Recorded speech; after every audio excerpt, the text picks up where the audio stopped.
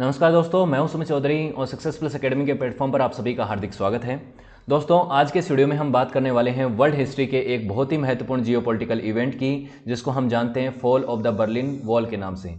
Berlin शहर जो कि जर्मनी की राजधानी है और जर्मनी के ईस्ट वाले हिस्से में आता है। और आप सभी जानते होंगे कि द्वितीय विश्व युद्ध में जर्मनी जो है वो अलाइड पावर्स के हाथों हार गया था, मित्र देशों के हाथों जर्मनी की हार हो गई थी। और हारने के बाद जर्मनी को 4 भागों में बांट लिया गया। एक तरफ वेस्ट वाला जो हिस्सा था, इसको कंट्रोल करते थे ब्रिटेन, फ्रांस और अमेरिका। और क्योंकि ये तीनों देश एक दूसरे के अलाइज थे, इसीलिए इस तीनों हिस्सों को मिला के वेस्ट जर्मनी कहा जाता था। और इसका जो ईस्टर्न ब्लॉक था, ईस्ट वाला हिस्सा था, इसको कंट्रोल करता था सोवियत यूनियन। अब क्या होता है, सोवियत यूनियन के सेक्टर के अंदर बर्लिन शहर आता था और इस बर्लिन शहर को भी 4 भागों में बांट लिया गया और यही चारों देश इसको कंट्रोल करते थे। वेस्ट में ये तीनों देश कंट्रोल करते थे और ईस्ट में अगेन सोवियत यूनियन इसको कंट्रोल करता था। लेकिन बात क्या होती है, आप जानते हैं कि इन देशों के बीच में सोवियत यूनियन और यूएसए वर्सेस सोवियत यूनियन, ये आप जानते हैं कि एक कोल्ड वॉर का एरा चल रहा था, जिसमें यूएसए, ब्रिटेन, फ्रांस एक तरफ थे जो कि कैपिटलिस्ट कंट्री थे और यूएसएसआर जो एक कम्युनिस्ट देश था वो एक तरफ था। तो क्या होता है, साल 1961 में इस वेस्ट बर्लिन को कंटेन करने के लिए, इसको चारों तरफ से पूरी तरह से कंटेन करने के लिए एक दीवार बनाई जाती है सोवियत यूनियन के द्वारा। और ये 155 किलोमीटर लंबी दीवार होती है। इस 155 किलोमीटर लंबी दीवार को, जो कि वेस्ट बर्लिन को पूरे के पूरे सोवियत सेक्टर से अलग करती थी, इसी को बर्लिन वॉल कहा जाता है। इस बर्लिन वॉल को 1989 में तोड़ दिया गया और उसके बाद जर्मनी का पुनः एकीकरण होता है। जर्मन रीयूनिफिकेशन इसको कहते हैं। और इस घटना से दुनिया के जियोपॉलिटिक्स पे और वर्ल्ड हिस्ट्री पे बहुत ज़्यादा गहरे प्रभाव पड़े। इस दीवार के बनने के भी अपने सिग्निफिकेंस हैं और इसके टूटने के भी बहुत बड़े बड़े सिग्निफिकेंस हैं, ना केवल जर्मनी के ऊपर बल्कि पूरी की पूरी जियोपॉलिटिक्स पे इसके बहुत ज़्यादा गहरे प्रभाव पड़े। आज के समय आपको जर्मनी ऐसा दिखता है और यहाँ पे ये जर्मनी है, लेकिन जर्मनी की ज्योग्राफी है वो अलग अलग समय पे अलग अलग तरीके की रही है। मैंने इस वीडियो में आपको बताया था कि जर्मनी का यूनिफिकेशन कैसे हुआ था 1871 में, जब बिस्मार्क ने जर्मनी का यूनिफिकेशन किया था। उससे पहले जर्मनी जो है वो छोटे छोटे हिस्सों में टूटा हुआ था। उसके बाद प्रथम विश्व युद्ध में जर्मनी की ज्योग्राफी बदलती है। उसके बाद हिटलर के एरा में हिटलर जो है अपने अंपायर की तरह उसको इम्पेरियलिज्म के थ्रू उसको एक्सपैंड करने की कोशिश करता है। लेकिन द्वितीय विश्व युद्ध में जब जर्मनी की हार होती है तो इसके बाद इसका बंटवारा कर लिया जाता है। और उसके बाद 1989 के बाद का जो जर्मनी है वो कुछ इस तरीके का आपको देखने को मिलता है। अब इसकी दीवार की फॉर्मेशन क्यों हुई, दीवार का क्या महत्व है और ये दीवार क्यों बनाई गई और इसका फॉल होने का तरीका क्या था, क्यों फॉल हुई, उसके ऊपर हम बात करते हैं। 9 नवंबर 1989 की एक बहुत ही महत्वपूर्ण घटना है। ये जो बर्लिन वॉल का फॉल है ये 9 नवंबर 1989 को हुआ और ये जो इवेंट है इसने पूरी तरीके से जियोपॉलिटिक्स को बदल के रख दिया। इस घटना को माना जाता है कि इसी दिन जो है आयरन कर्टेन जो है वो पूरी तरह से टूट गया, कोल्ड वॉर का एरा जो है वो समाप्त हो गया और जो ईस्टर्न और सेंट्रल यूरोप में कम्युनिज्म की जो विचारधारा है उसका भी फॉल हो गया। अब इन तीनों चीज़ों को ही हम समझेंगे कि कोल्ड वॉर क्या था, आयरन कर्टेन क्या है और ईस्टर्न और सेंट्रल यूरोप में कम्युनिज्म कितना फैला हुआ था, आगे मैं आपको बताऊंगा। उसके बाद बात करते हैं कि ये तो ओवरव्यू है। बर्लिन वॉल जो है 1961 से 1989 के बीच में रही और ये जो दीवार है इसको बनाया था जर्मन डेमोक्रेटिक रिपब्लिक ने। बेसिकली सोवियत यूनियन के हिस्से जो हिस्सा आया था जर्मनी का, वो वाला हिस्सा जिसको ईस्ट जर्मनी भी कहा जाता है और इसका नाम था जर्मन डेमोक्रेटिक रिपब्लिक। हालांकि यहाँ पे डेमोक्रेसी नहीं थी, यहाँ ये पूरी तरह से कम्युनिस्ट कंट्रोल में था और यहाँ पे पपेट रूलर बैठते थे यूएसएसआर के। और इसका कहा जाता है कि ये बर्लिन वॉल बनाया गया, इसका पर्पज ये था कि जो सो कॉल्ड फासिस्ट हैं, वेस्टर्न अलाइज हैं, ब्रिटेन हो चाहे फ्रांस हो चाहे अमेरिका हो, इनको यूएसएसआर एक तरह से फासिस्ट की तरह देखता था, उनको ईस्ट जर्मनी से में एंटर करने से रोकने के लिए बनाया गया। और ये जो घटना हुई उसकी वजह से ही जर्मनी जो है फिर से रीयूनाइट हो पाया। इसको आप देख सकते हैं, ये यहाँ पे ब्रैंडनबर्ग गेट है, बहुत ही इंपॉर्टेंट है यहाँ पे। और इसके यहाँ पे ये एक दीवार बनाई गई, ये रेड कलर की जो दिख रहा है ना पूरा का पूरा मैप, ये दीवार है, फॉर्मेशन है बर्लिन वॉल का पूरी तरह से। अब क्यों बना, कैसे बना, इस पूरी घटना को देखते हैं। कुछ यहाँ की फोटोज आप देख सकते हैं कि जो 9 नवंबर की घटना थी, 9 नवंबर 1989, उस दिन ईस्ट बर्लिन और वेस्ट बर्लिन के हजारों लाखों की संख्या में लोग जो है इस दीवार पे आकर चढ़ गए और इन्होंने इस दीवार को तोड़ना शुरू कर दिया। अपने जो भी इनके पास घर पे हथियार थे उनसे इन्होंने इनको तोड़ना शुरू कर दिया। उसके बाद इसके ऊपर बुलडोजर चल गए और ये दीवार पूरी तरह से टूट गई। अब ये मैप मैं आपको दिखा चुका हूं। अब बात करते हैं क्या हुआ पूरी की पूरी घटना। द्वितीय विश्व युद्ध में आप जानते हैं कि ये जो ब्लू कलर के जितने भी मैप हैं, देश दिख रहे हैं, ये अलाइज पावर्स थे, अलाइड पावर फोर्सेस थी। और जो ब्लैक कलर में दिख रहे हैं ये एक्सिस पावर्स थे।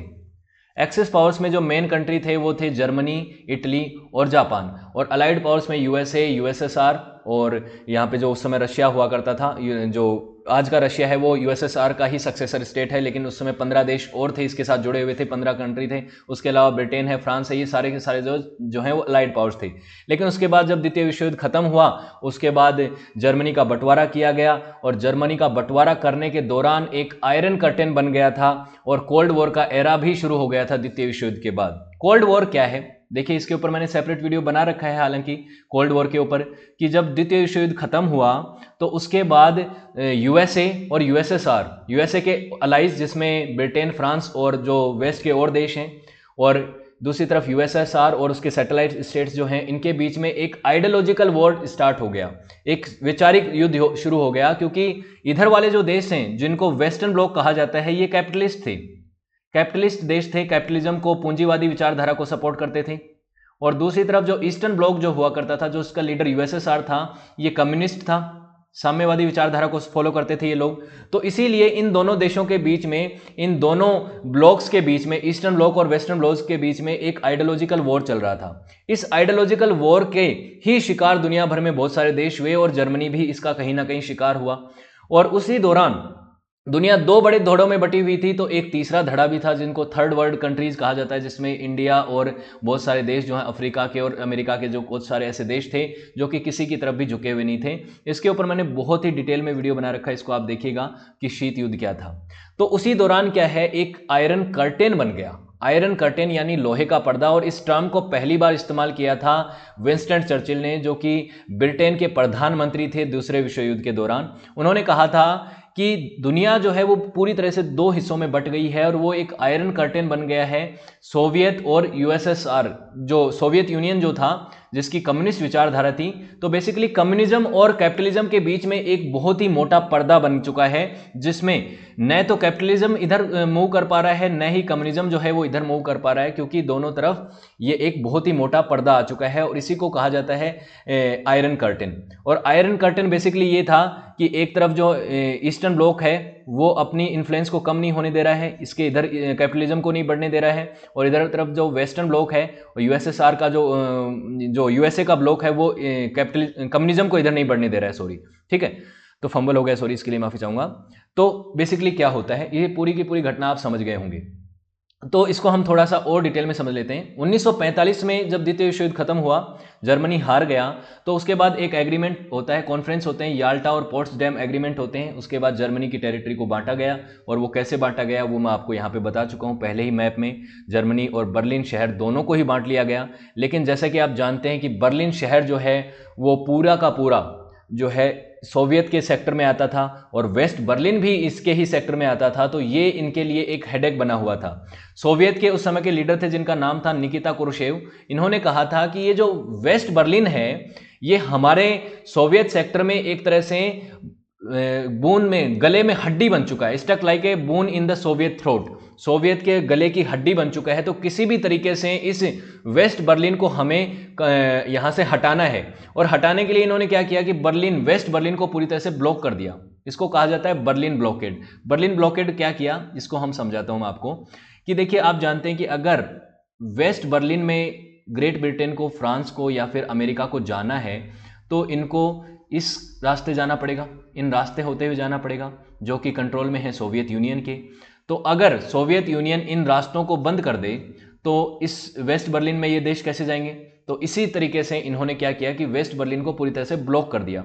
ब्लॉक करने से इनका काम नहीं बना, क्योंकि ये जो देश हैं ग्रेट ब्रिटेन, अमेरिका और फ्रांस, इन्होंने अपने वेस्ट बर्लिन में एयर के रास्ते, मतलब हवाई जहाज़ों से इन्होंने सप्लाई भेजना शुरू कर दिया, कि यहाँ पे जो भी इनको सामग्री चाहिए होती थी, खाना चाहिए होता था, फूड सामग्री चाहिए थी, वो सारा का सारा इन्होंने थ्रू एयरवेज भेजना शुरू कर दिया। तो इससे सोवियत का जो बर्लिन ब्लॉकेड है वो पूरी तरह से फेल कर गया। फेल करने से इन्होंने सोचा कि इसका कोई फ़ायदा नहीं है, तो इन्होंने 1949 में इस ब्लॉकेड को कॉल ऑफ कर दिया, इनको हटा दिया कि ठीक है आप ज़मीन का रास्ता इस्तेमाल कर सकते हैं। इसी दौरान क्या होता है कि जैसे कि मैंने आपको पहले भी बताया कि जो ईस्ट बर्लिन था उसके अंदर ईस्ट ब्लॉक पूरा का पूरा जो था उसमें डेमोक्रेसी नहीं थी और वहाँ की स्थिति ज़्यादा अच्छी नहीं थी। वहाँ के लोग जो हैं वो भूखमरी से मर रहे थे, वहाँ पे व्यापार अच्छा नहीं हो रहा था, वहाँ की फाइनेंशियल कंडीशन ख़राब थी, वहाँ का पॉलिटिकल स्ट्रक्चर बहुत ख़राब था, लोगों के पास अधिकार नहीं थे। इसीलिए क्या होते हैं कि बहुत सारे लोग जो हैं वो ईस्ट बर्लिन से वेस्ट बर्लिन की तरफ प्लान करना शुरू कर देते हैं। और ये जो बर्लिन ब्लॉकेड हुआ था उसके बाद कुछ ही महीनों में 3 मिलियन लोग जो हैं वो यहाँ पे चले जाते हैं। 1960 के दशक तक जो हैं 3 मिलियन लोग जो हैं वो ईस्ट बर्लिन से वेस्ट बर्लिन चले जाते हैं, जो कि एक बहुत ही एम्बैरेसिंग घटना होती है सोवियत के लिए कि सोवियत से लोग खुश नहीं हैं, इसीलिए तो वो वेस्ट की तरफ जा रहे हैं। और इसमें बहुत सारे ऐसे लोग जो डॉक्टर थे पेशे से, इंजीनियर थे, टीचर थे, ये लोग चले जाते हैं, जिससे क्या होता है ईस्ट बर्लिन के अंदर क्वालिफाइड लोगों की कमी हो जाती है। तो इसीलिए आगे आगे और घटनाएं बढ़ती जाती हैं। जून महीने के से लेके अगस्त महीने के बीच में 1961 में 80,000 लोग जो हैं वो एक साथ पलायन कर गए जीडीआर से बर्लिन में। जीडीआर यानी कि यहाँ पे जो जर्मन डेमोक्रेटिक रिपब्लिक है जो कि ईस्ट बर्लिन है, वहां से बहुत सारे लोग जो हैं वो पलायन करने लग गए। यहाँ पे हजारों की संख्या में गाड़ियां जो हैं वो ईस्ट बर्लिन से वेस्ट बर्लिन चले गए।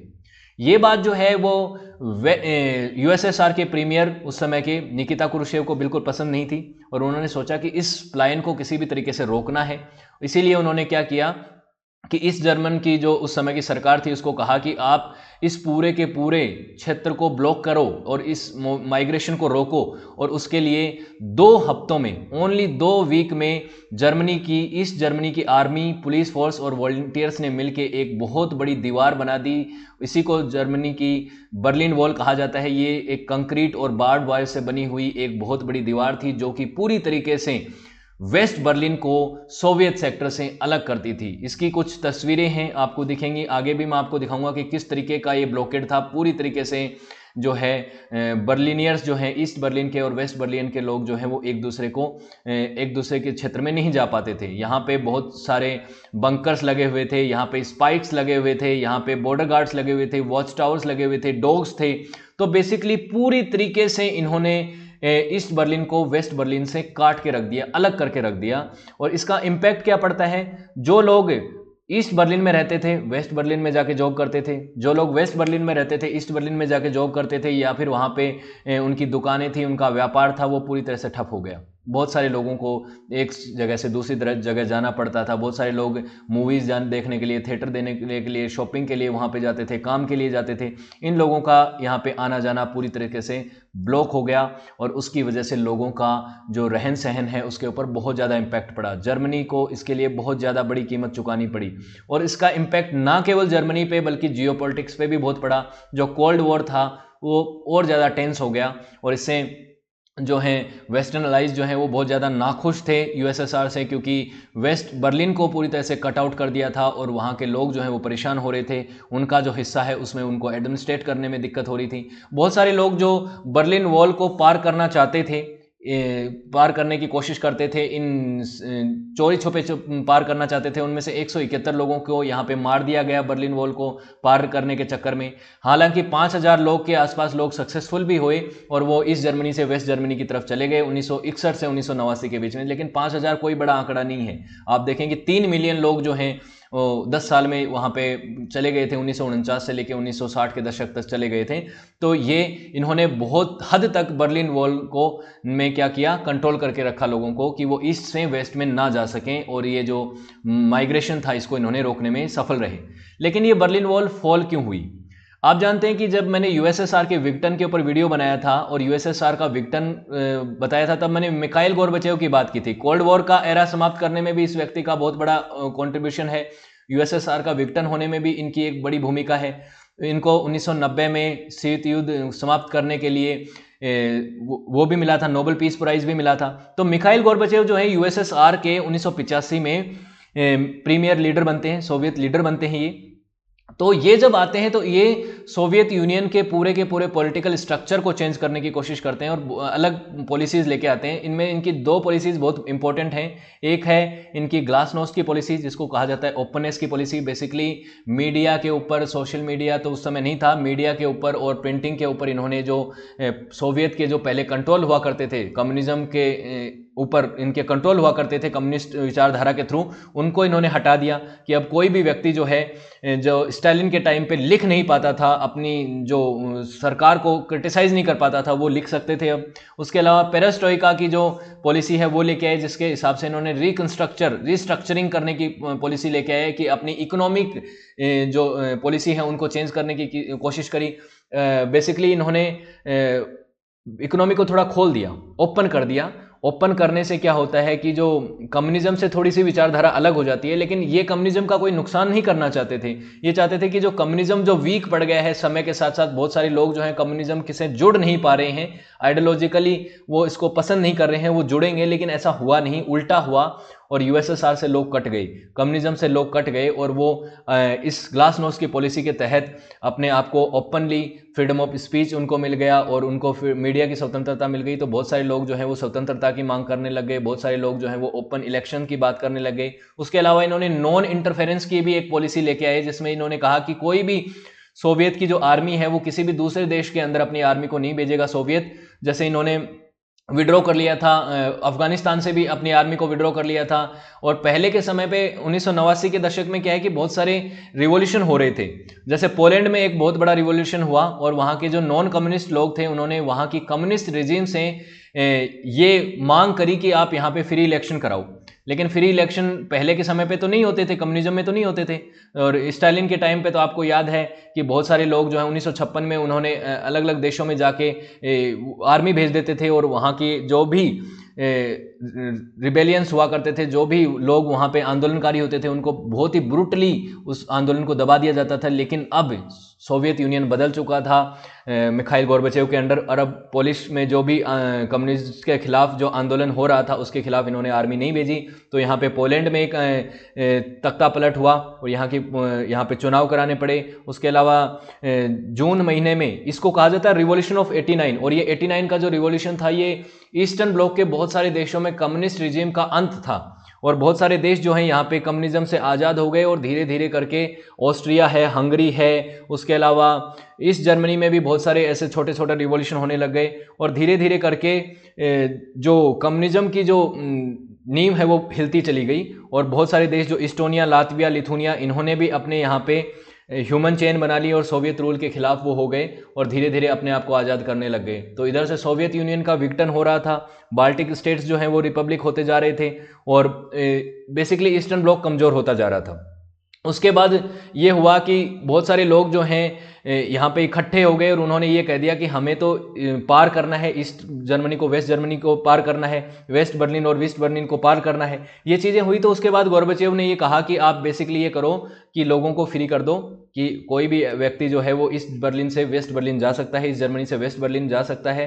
ये सारी की सारी के चीज़ के लिए इन्होंने 9 नवंबर को एक प्रेस कॉन्फ्रेंस करी थी और उस समय ईस्ट जर्मनी के जो लीडर हुआ करते थे उन्होंने कहा कि आज से हम ये डिक्लेयर करते हैं कि कोई भी व्यक्ति ईस्ट जर्मनी से वेस्ट जर्मनी जा सकता है। इसी से लोगों को जब ये बात पता चली तो जब लाइव प्रेस कॉन्फ्रेंस चल रही थी उसी दौरान लोग जो हैं वो भाग भाग के उस दीवार की तरफ चले गए और दीवार को फांदने लग गए, तोड़ने लग गए। और जो उस समय की जो मिलिट्री थी, जो चेक पॉइंट पे जो गार्ड थे, वो भी उनको रोक नहीं पाए और हजारों की संख्या में लोगों ने यहाँ पे लिटरली दीवारों को तोड़ना शुरू कर दिया।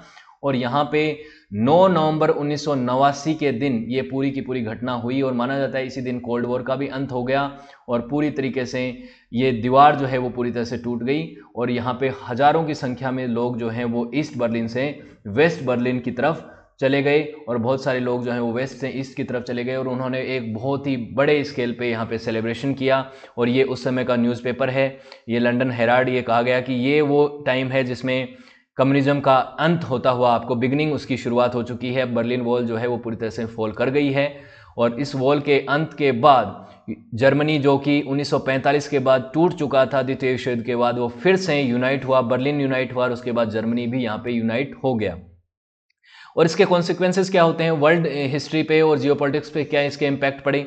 जर्मनी का यूनिफिकेशन हो गया, एक बड़ी घटना है। उसके बाद सोवियत यूनियन 1991 में कोलैप्स कर गया।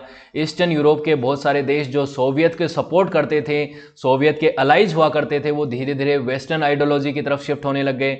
30 ऐसे देश आपको दिखेंगे। देखिए 15 देशों में तो सोवियत यूनियन ही टूट गया, रशिया उसका सक्सेसर स्टेट माना जाता है, उसके बाद यूक्रेन है, बेलारूस है, लातविया, लिथुनिया और इस्टोनिया है, कजाकिस्तान है, किर्गिस्तान है, ये सारे के सारे देश जो हैं उस समय उससे निकले थे, यूएसएसआर से निकले थे। और धीरे धीरे इन्होंने अपनी पॉलिसी को चेंज किया, कम्युनिज्म से ये शिफ्ट होकर कैपिटलिज्म की तरफ शिफ्ट हो गए। बहुत सारे ऐसे देश थे जिन्होंने नाटो को ज्वाइन कर लिया, यूरोपियन यूनियन को ज्वाइन कर लिया, और यूएसए के साथ इन्होंने जो एक तरफ से यूएसए के एक टाइम पे कट्टर दुश्मन होते थे, एक अब ये यूएसए के अलाइज बन गए। तो बहुत सारे ऐसे देश हुए और बहुत सारे नए ग्रुप फॉर्मेशन हो गया।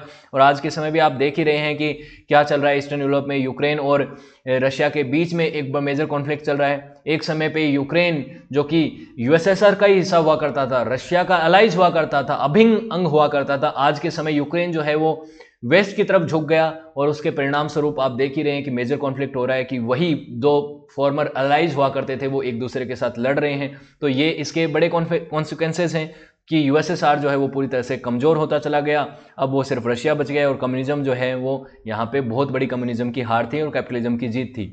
तो ये चीज़ें हुई और बहुत सारे पॉलिटिकल सिस्टम यहाँ पे बदल गए और बहुत सारे देश जो कि उस समय सोशलिस्ट कंट्री हुआ करते थे, अब वो वापस उस तरफ से नहीं जाना चाहते हैं, वो कैपिटलिज्म की तरफ शिफ्ट हो गए। ये एक बहुत ही बड़ा जियोपॉलिटिकल इवेंट था। होपफुली आपको चीज़ें क्लियर हुई होंगी। तो अगर वीडियो आपको अच्छा लगा तो आप लाइक कीजिएगा, शेयर कीजिएगा और आने वाले वीडियोज़ को देखने के लिए चैनल को सब्सक्राइब भी कर लीजिए। So thank you so much for watching this video. Have a good day, see you next.